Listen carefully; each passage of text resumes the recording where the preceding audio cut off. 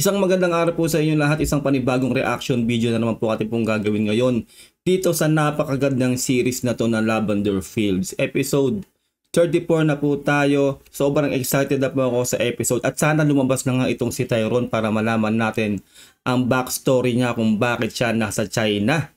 Simulan na natin to, pero bago ang lahat, shoutout sa inyo lahat, sa lahat po ng mga OFW na lagi po nakatutok sa aking reaction video. Siyempre sa lahat po ng subscribers at sa mga magsusubscribe pa.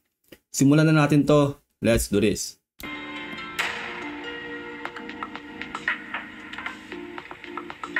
Love, thank you for coming with me. I know you're busy, but I really needed this. What's going on? Dami kong iniisip, and I'm swamped sa work, and I guess you are too, because I haven't seen you lately. Well, tulad mo, ang dami ko ring trabaho, maraming clients, suppliers to meet. Kaya nga, dapat ako magpasalamat sa'yo. Kailangan ko to. Talaga lang, ha? Lagi kang nandito, no? Sarap eh. And good drinks. Cheers ulit.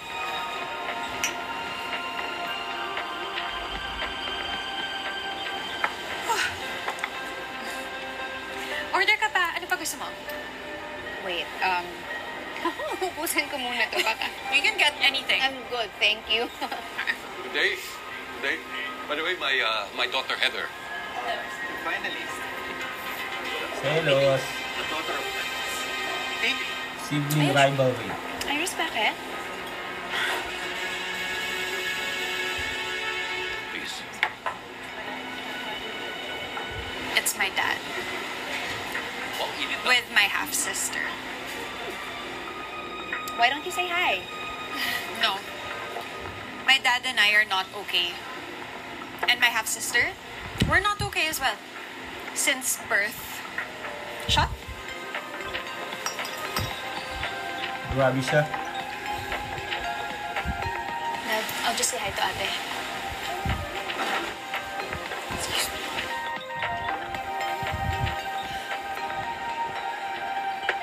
Hi, ate. Hi, I'm Heather. Hello, Heather. I'm Lavender. Nice to meet you. I think you should just go back to your meeting. Why don't you join us, ate? Obviously, I'm not invited. So bakit ko ipagsisiksikan ng sarili ko? Just say hi to dad then, ate. No. Ate, you're the one at fault here. Mag-sorry ka na lang kasi ganun kasimple. Binastos mo si dad eh. Can you just leave us alone? But ate, excuse me, Heather, you hurt your sister. Huwag ka ngang mangialam sa amin. Please. Ooh, grabe ka, ha? Hindi ako nangingialam sa kung ano man ang problema ninyong magkapatid. Ang sinasabi ko lang, ate mo siya. Konting respeto, iha. Whatever. Nagpapalakas siya kay Iris, no? Grabe. May kaagaw na nga ako sa asawa. May kaagaw pa sa ama. Pero kapatid mo siya. Yeah. Kapatid na pinagsisiksikan ng sarili niya. And who wants to prove that she's better than me. Pero kaya ba niya? Hindi. Hindi ko na alam. Because you know, with Tyrone, I thought na para sa kanya, there would be no one better than me. Tapos meron pa pala. May ugali ka kasi. But, you know, as they say, kill the competition. Kill. Sobra naman yung kill. Iris, she's your sister. No. I'm talking about the mistress. Kill the competition. Kill the mistress.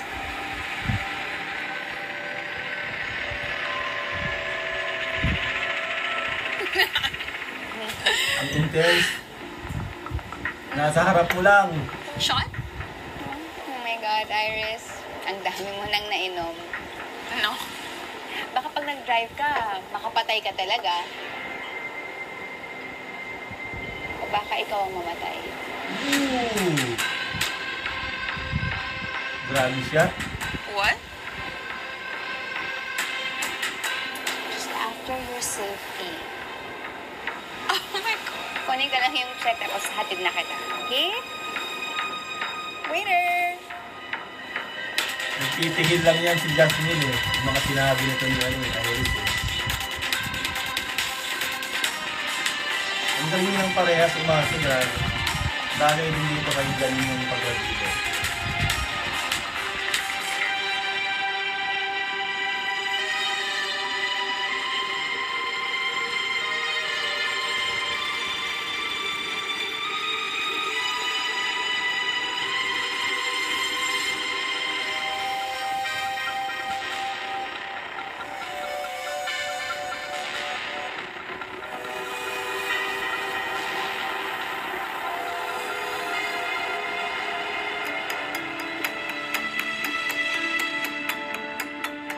Tyrone, nako.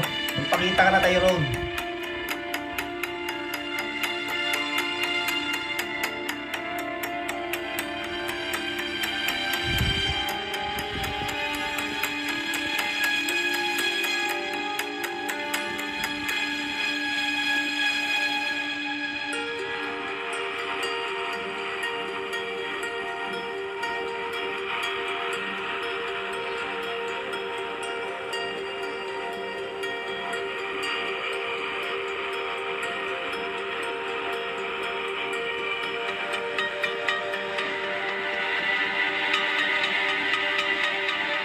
Talaga may mga access din siya sa mga CCTV, no? Ibang level to si Chief. Pareho lang tayo, Jasmine. Alang-alang sa mga anak natin. Hindi tayo mawawala ng pag-asa.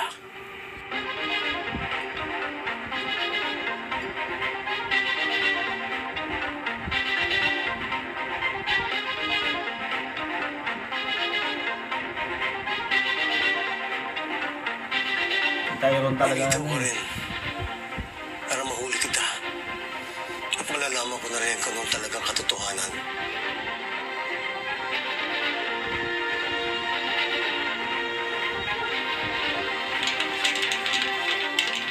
Ito talagang salarin eh. 再见。再见。保重。谢谢。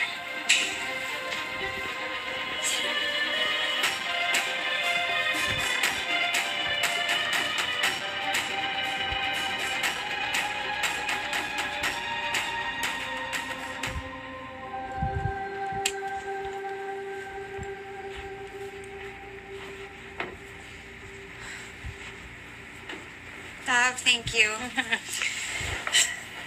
Seriously. Thank you for being a good friend. Kailangan mo ng tulong? No, I'm okay. Good night. Good night. Rest well. Effective. Kung alam mo lang, Iris, nako, yan ang matindi mong kaaway. Nasa harap mo lang.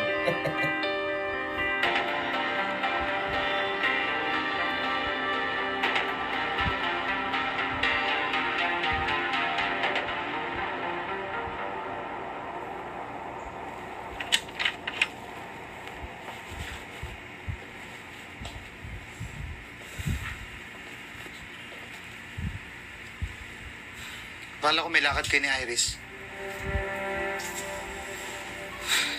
Bumili ka pa rin pala ng tickets.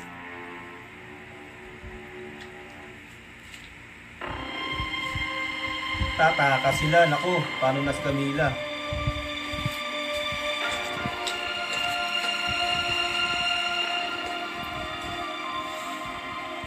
Anong klaseng ama ako? Anong kasing asawa ako. Kung hindi ko gagawin ang lahat para mailayo kayo sa gulo.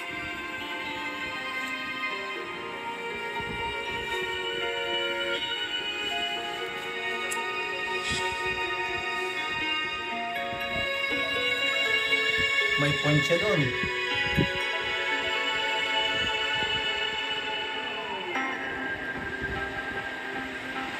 Kaso nga lang, hindi sila pwedeng umalis.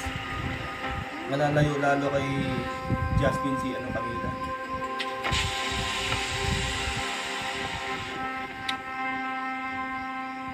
Minatch namin yung sample ng grupo. Lumalabas sa DNA sequencing test. Isa sa kanila, siguradong tunay na anak mo. Pero hindi yung unang inakala mo.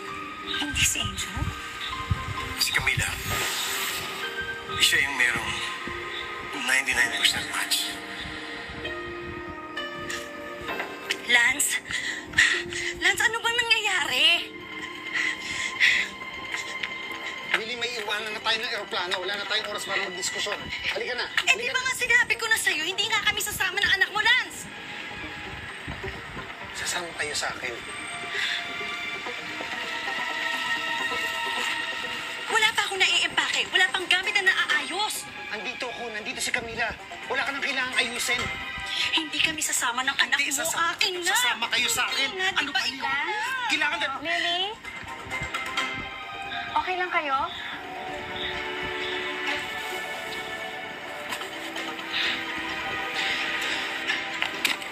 Tatakas na yung anak mo. Nako, kung alam mo lang. Sorry. Okay lang kayo? Lavender, this is none of your business. Is everything okay? Bakit si Camilo? May maitutulong ba ako sa inyong dalawa? Sorry, Lavender. Kailangan na namin umalis. Halika na. Halika na. Sinabi naman. Sumakay ka na sa kotse. Halika na. Hindi!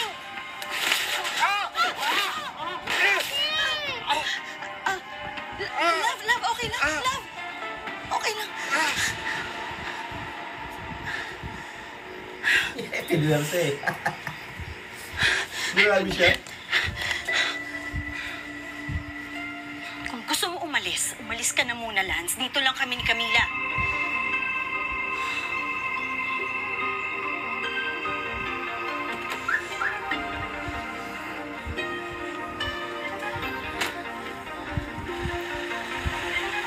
Pinirikit yung kami ni Biboy eh.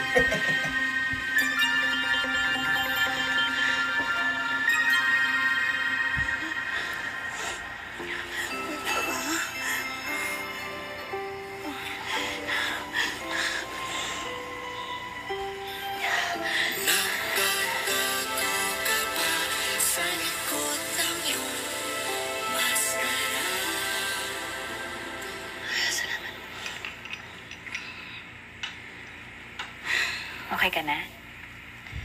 Salamat, love, ha? Saan pa kayo pupunta? Bakit parang pinipilit ka ni Lance? It's something personal. I hope you understand, love. Oo naman. Okay lang. We will work things out.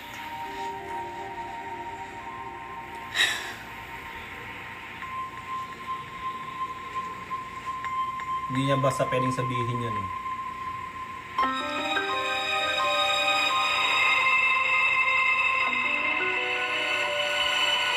Yan, GNA yan. Kunin mo. May laway ni ano. Ang Camila para sigurado.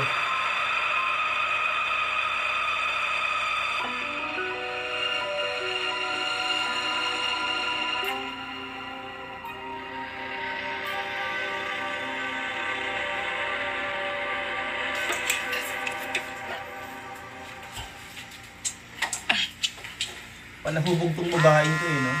Kasing gera.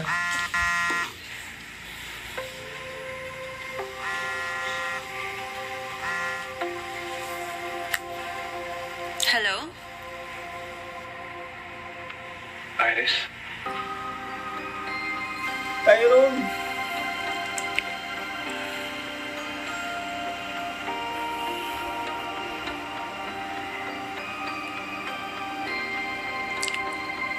Tyrone?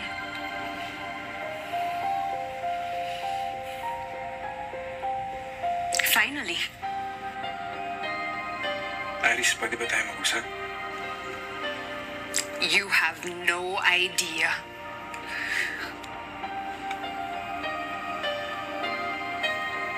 Iris, kamusta ka na? I knew this would happen. Pero akala ko, ako ang unang makakahanap sa'yo. Iris, marami tayong kailangang pag-usapan. Kailangan talaga. Nasaan ka? China. Kaya pala ang lakas ng loob mong tumawag sa akin. Kasi napakalayo mo. Hindi, Iris. Uuwi ako. Uuwi na ako. Handa mo na akong harapin? Handa mo nang harapin lahat ng kasinungalingan at kahayupang ginawa mo sa akin?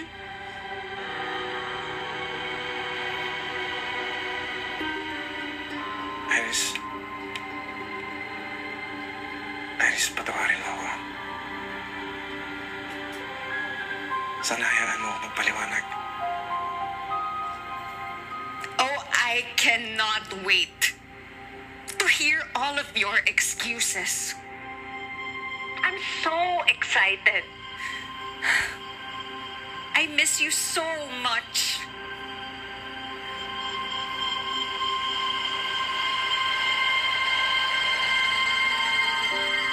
Ang galing ni Janine, grabe.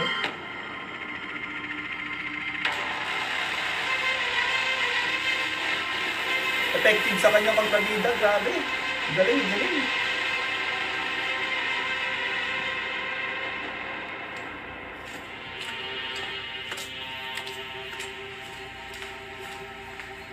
Dad, I have to tell you something.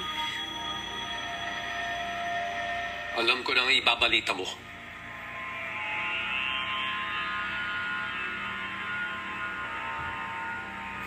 How about belongings? May nakita ba kayong mga gamit or... Yes, sige. Ito, nakita namin ito sa seabed. In the same area kung saan naroon yung labi ng biktima. Kay Tyrone to. This is my husband's.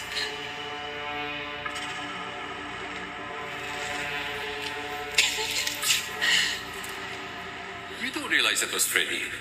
Bakit mo sinabing that the body they recovered is Tyrone? Dad, think about it. Kung ang alam ni Tyrone ay akala ng mga tao patay na siya, then mas magiging kampante siyang kumilos. He's gonna be careless. That way, mas madali para sa atin na mahanap siya. Well, he better enjoy his newfound freedom. Well, kapag natagpuan natin yung asawa mo yan, kahit sa morgue, hindi siya kaamon. Alam pala talaga ni Iris, nagbuhay talaga si Tyrone. Mulat sa pool.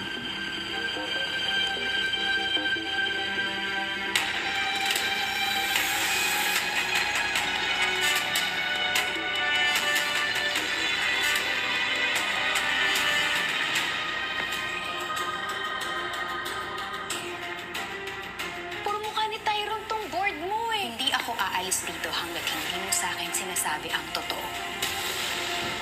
Iris, patawarin mo ako. Sana hayaan mo ako magpaliwanag. Ganun na lang yung Iris? He wants to talk. Why? Hindi ba mas maganda kung harap-harapan akong makaganti sa kanya?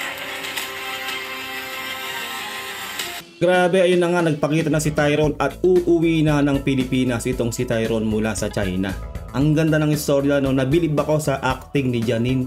Effective sa kanya talaga yung maging kontrabida. See you all sa susunod na episode bukas sa episode 35 ng Lavender Fields. Kung hindi ka pa nakasubscribe, mag-subscribe ka na. like this video kung nagustuhan mo ang ating reaction video. Ingat po kayo lahat. God bless and peace out. Bye.